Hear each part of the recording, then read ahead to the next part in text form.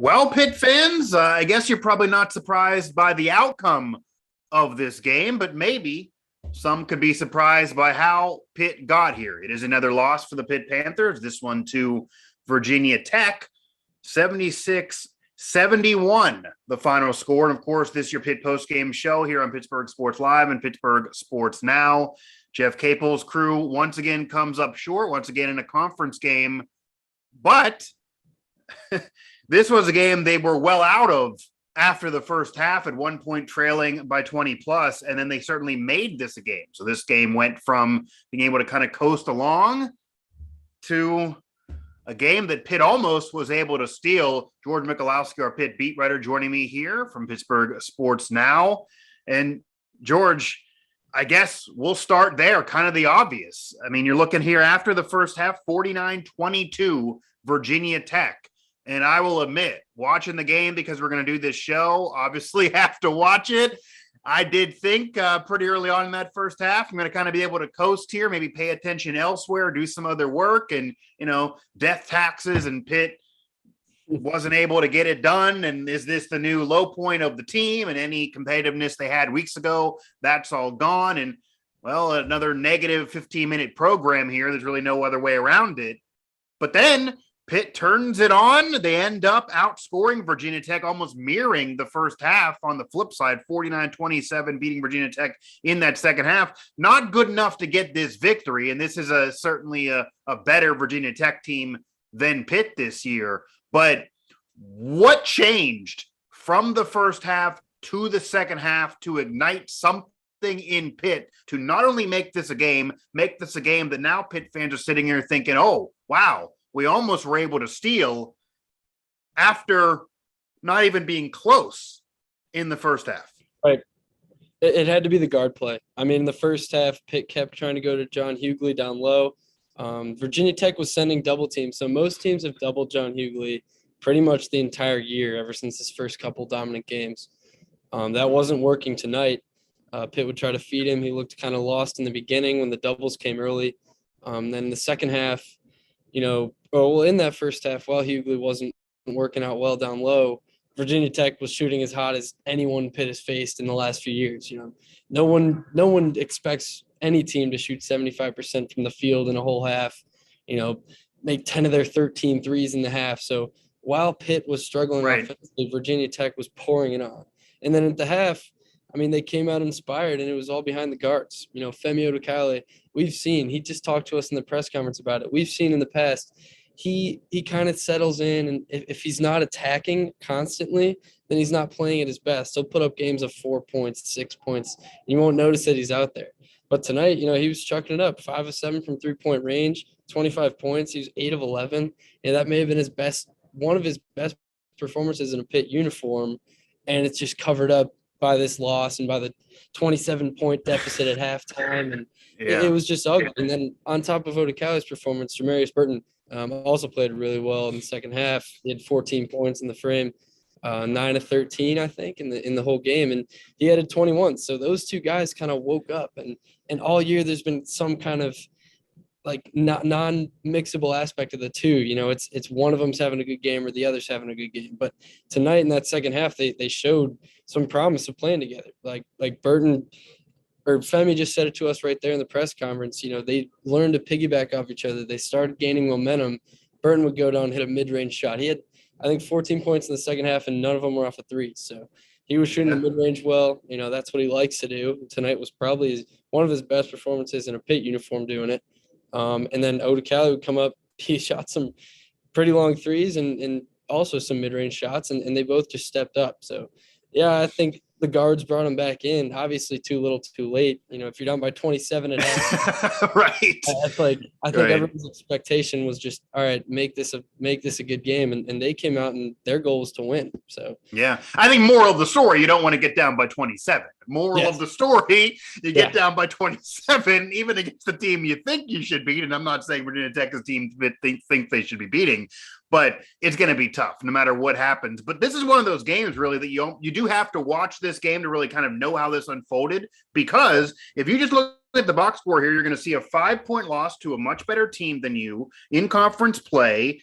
You're going to see, as you mentioned, Odakale and Burton both over 20, 25, and 21 respectively. They don't get much bench production, but that's kind of the same story for Pitt all year.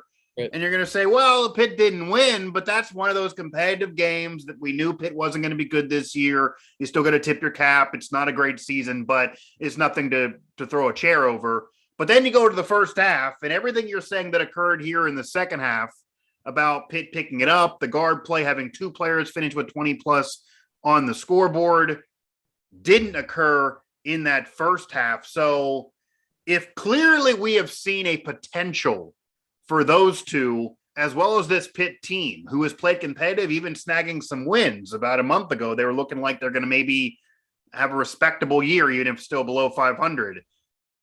How could it be so bad to open up games in that first half? And why is that still a continued trend for Pitt, that it just cannot be a full game? It's a tale of two halves, either really sluggish early in games where they're basically sleeping through and then they pick it up late, or if they do hang tough early, then they collapse late.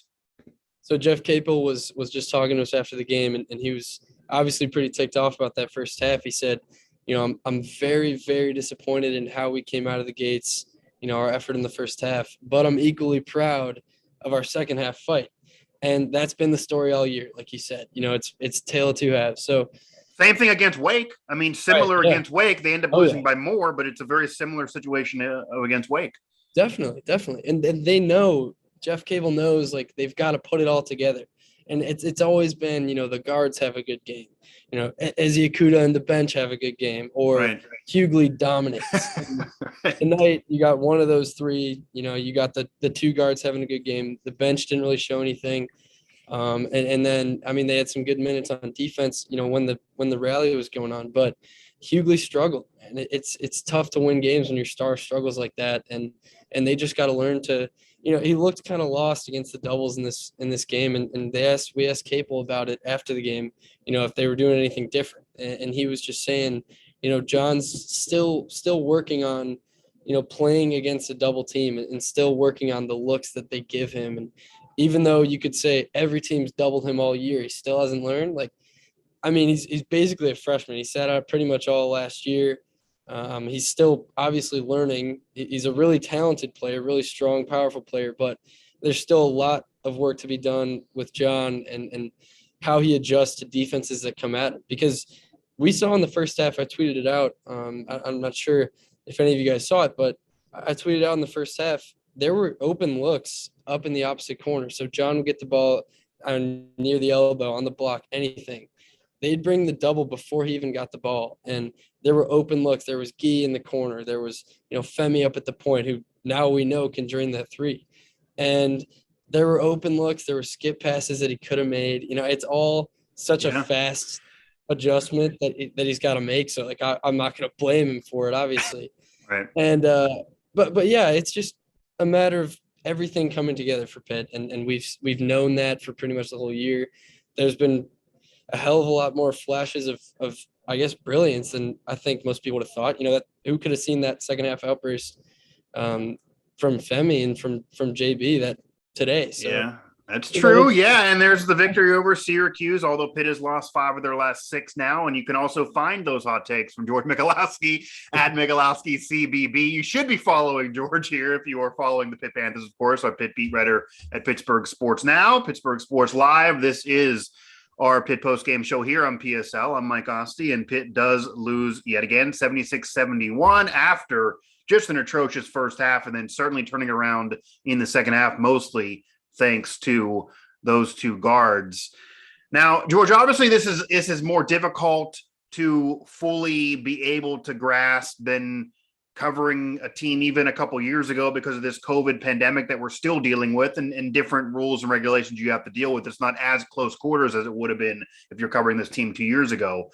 But it has been a roller coaster ride that has really dipped low, then has actually taken a peak, thinking, oh, they're getting their guy back, and this goes to off the court drama as well. And then that continues to just totally go away. And then you're seeing Horton every now and then show you something, even in the Wake game to this game, basically nothing. You're seeing the guard play there you mentioned, and you're seeing these 20-plus point performances that are just basically for naught because they end up having a sluggish first half and losing these games. And now 3 games in a row where they're trailing by 10-plus points at the end of the first half, and they end up almost coming back in those games. Granted, they don't end up winning, and it's a young team you don't expect much from, but I'm sure it's still frustrating for Jeff Capel. And every time, I'm sure you see it, every time we throw up any video reaction here on PSL, immediately, and we've already got one here, immediately a comment of, what else could Jeff Capel do, but we got to make a change. I'm sick of this, etc. You're always going to have those Pitt fans.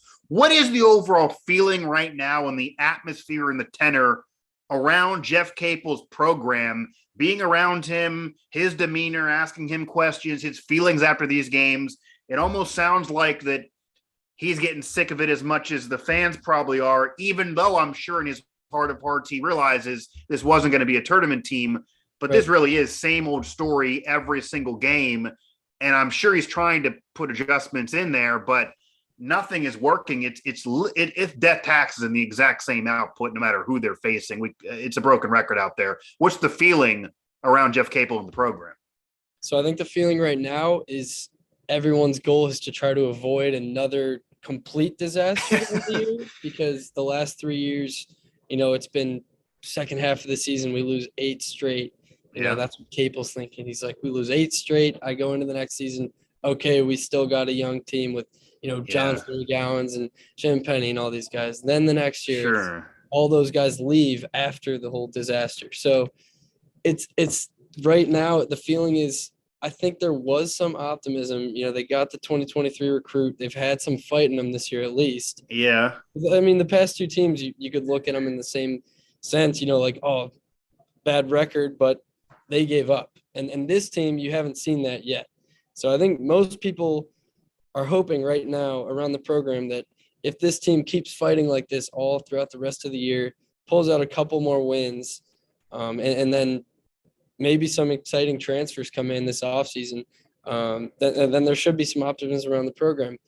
With that being said, I don't know how high you can call that optimism, because the expectation next year, I think, for Jeff Capel is if he signs some transfers, I think everyone's going to say, all right, this is it, like now or never. Sometimes you got to put up or shut up, even if there's excuses that are certainly valid for this year. I think the problem is, and it's kind of what you already touched on, I think Pitt fans are going to say, this year on and off the court, nobody was going to win with this team in this situation. However, last year with Justin Champagnie, who we've now seen as a legit NBA player, that you certainly get credit for turning that around and making that happen. You got to get credit for a 3-star recruit becoming an NBA player. However, you have a slide in which you have a losing streak with an NBA player and a team that actually had a chance to make some noise in January. They're going to say, well, you messed up 2 years ago, so last year you don't get that mulligan. That's going to exist. The excuses are valid this year, but they weren't really valid last year. And eventually, with all the hype around Capel, even if the recruits are finally coming in, it is a results-based business. So I'd imagine that's part of the frustration, that he probably has to know that's happening as well. Yes, he definitely knows it's happening. He said after the Wake game, which caught a lot of people's eyes, he commented about how they've built quick success on the transfer portal. And he sounded what people took away from this post-game press conference was he's going to try to do this. He's going to try to save his career at Pitt and save this program. But it's come down to that point, like you're saying, like it's now or never, and it's going to be tough for him to do that. That's such a tall task to go out, because the guys they got in the portal last year, Burton and Gee, they've been very, very good. There have been plenty of teams around the country that added 4 or 5 players. Portal. And they didn't just lose Champagnie either. They also lost Xavier Johnson. So Pitt lost more than just one guy. And of course, that's maybe some drama that people maybe could blame Capel for, but still. Right.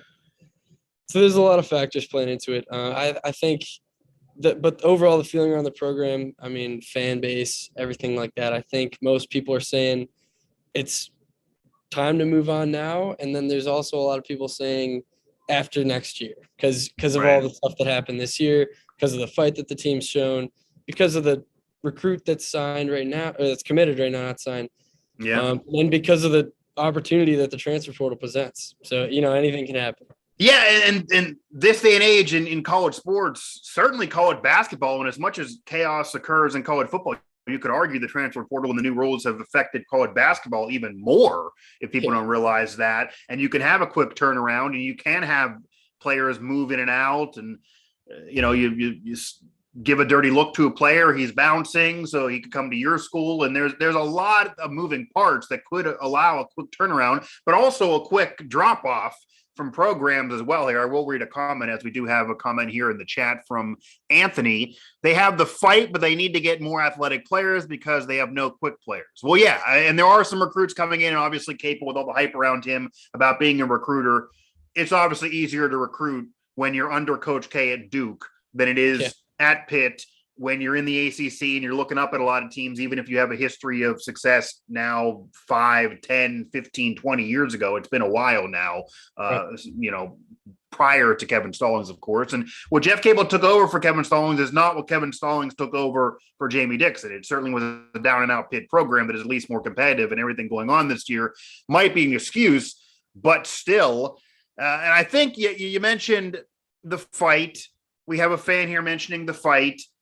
You're going to be upset about, if you're a Pitt fan, starting so slow in these games and getting down by so much. And so is Jeff Capel, and that's why they're still losing these games. You can't get that far down. But you can't say they're not playing for a coach if they're coming back in these games like this. They have to be given somewhat of a damn. I don't know if it's for Jeff Capel or their own pride or something. You're digging out of a 20-point deficit. I don't care what level you're playing or who you're playing against. You care. If you don't care, you're not doing it because you already realize that game is probably lost. That has to occur and be a feather in Capel's cap a little bit. Yeah, it has to be on his side because, you've got every guy. You can't name anyone on this team who's given up. And last year you could, and you could see it every single game towards the end. Transfers start coming in, around the country. Louisville, you look at Louisville, their fan base, their players, even. At the end of that, a team Pitt beat, right? It's like it's at least he's got this going for him, that he's got the fight. And on that comment that we got, it's going to come down to him recruiting out of the portal or what's left of the 2022 class for next year, shooters and athleticism. I mean, Guy's about as athletic as it gets, so he's a plus out there right now. 6'10", so he's a plus athletically. Burton's a solid player, but these guys aren't jumping out of the gym. They're not raining in threes every game, and that's what you need to in the ACC. And that's what Wake Forest has built out of the portal. That's what other teams have built. So and if Wake can do it, Pitt can do it. That's not. I mean, I know where they're located, but they're also dealing with North Carolina and Duke. They're not getting the top recruits. It's difficult. It's difficult to recruit at Wake Forest in any sport. So honestly, the resurgence of the basketball program and the fact they were in the ACC title game in football, you can make an argument it's more impressive than what's going on at Wake. That's a tough situation to get good teams out of, and they right now are. But yeah, that's a point here. What I do want to also ask you here, it's been a while since we did one of these. One of the rare bright spots and one of the parts of this team that, even though this team didn't have a shooting touch, didn't have somebody to be the guy, didn't have a Champagny, certainly an inconsistent guard play and maybe inconsistency in terms of shooting, etc., was the defense. And that was what people were saying earlier in the year. The defense could hang them through some of these games, and that could be part of their driving force to at least be competitive. We saw it at the middle of the season a little bit, try to rear its ugly head in a positive way defensively. But you go to this game, certainly to the first half, even though it picked up in the second, and then you go to the Wake game with Wake putting over 90. Right. What's happened to the defense? Because now the defense is not there, and even when you get 20-plus points from two of the guards, defensively, it's not a great effort, certainly not in the first half, and it's still a loss. It's almost one of those, I don't know if you're a Big Bang Theory fan or not, but Sheldon throwing his papers up in the air. I almost feel like that's Jeff Capel out there thinking, oh, God, I had a defense. I couldn't get scoring. Now I got some scoring. I can't get two halves together, and now I have no defense again. Just papers in the air. I don't know what to do. What's happened with the defense now? Yeah, so I think the defensive struggles recently have all been focused on, when Pitt's down, when the other team starts out hot. And Femi Mikali just told us in the press conference, he said, and Capel said it in past games, when Pitt's struggling offensively, it gets to their head individually and affects their defense. They expect what Femi said. They expect to make shots. This Pitt team, they're solid ball players. Femi made 5 of 7 threes, and I don't think many people would have said that is one of his best strengths, is 3-point shooting. So they believe in themselves. They've got the fight. They think they're going to play well, and then once they start off rough, and they start off 1 for 9 today. Louisville started off 8 of 12 or something. That's what I mean. They can't even calm down the opponent anymore. They were at least able to do that earlier in the year. I don't know. It's a pregame meal. Do they need to change something there? Or are they too much pasta before the game? Do it after the game, maybe. Maybe it's just tough to come back. When they get down by 6, 7, 8 early on, right? It seems to turn into 15 every game now. So I think their offense has just been affecting that defense, because then you look in the close games, when they make it close, when Pitt's offense starts heating up, they lock in, and Izzy Kuda comes in, gets a steal and a breakaway layup, and they force Virginia Tech to go 1 for 8 while they're going 8 for 8. They're making runs, and it's just when their games are close, when the intensity's there, when they have momentum, their defense feeds off of it. But when they don't have any momentum and when their offense is struggling, their defense just folds over. George Michalowski of Pittsburgh Sports Now. Pitt does lose again, losing 5 out of their last 6. Once again, a tale of 2 halves. Down 20+ in the first, come back in the second. Tough to come back from 20+ down, almost 30 actually in this game, and not be able to get the job done. Obviously, just shy, losing by 5 in this game, despite some offensive output there in that second half. But the defense not there in the first half. Virginia Tech gets hot, and then everything Pitt does in the second ends up being meaningless here. Now, and maybe it's an emotional thing. I mean, honestly, it's almost like a demoralizing thing that maybe as you're talking about there, that maybe even though defense is something they could hang their hat on, that once they get down by so much, or they see the opponent hit a shot or two and they're not hitting their shots, it's just, here we go again. What's the point? And then maybe they need to go in the locker room and have somebody motivate them and hear a speech or so and get a break in play. And then they go back there and they get real invigorated and they get kicked in the where, and it works out in the second half. Maybe if they were playing an NBA game and you got to take legit commercial breaks that were longer and longer timeouts, and you got to see quarters, and maybe then they would, I don't know. But they got Virginia Tech here coming up again, and it's pretty soon. It's a rare college basketball series type of thing here. You got Tech again, I believe, Monday.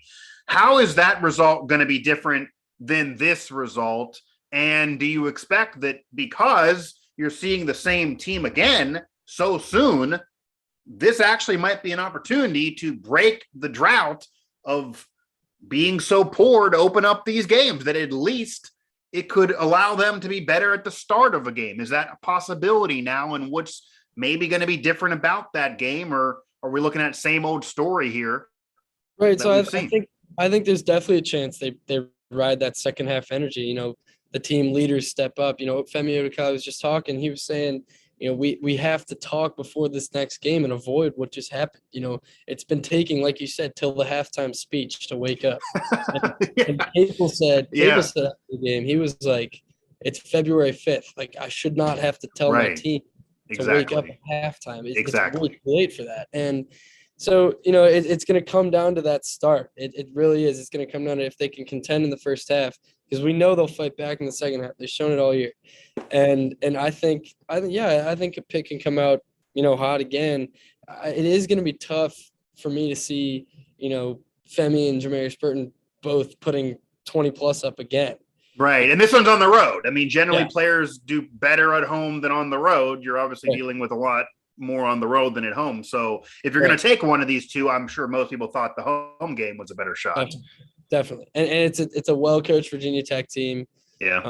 Mike Young does a good job there. There's some of their offensive sets, they were getting wide open looks all first half and all second half. And they just stopped making them pick up a momentum and such. But it's going to be tough. It's going to be tough to come back and on the road get a victory. They don't have a win on the road in conference yet. So it's certainly a tall task. Yeah, and we have another comment here from the chat. The problem is they do not defend the three-point shot. They do not defend three-point shooting teams well.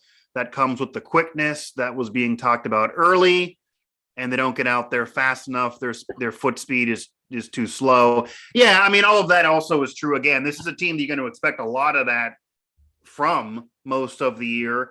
But is it maybe a technique in terms of this team was playing solid defense early in the year? People thought that could help them most of the season, even if they weren't scoring.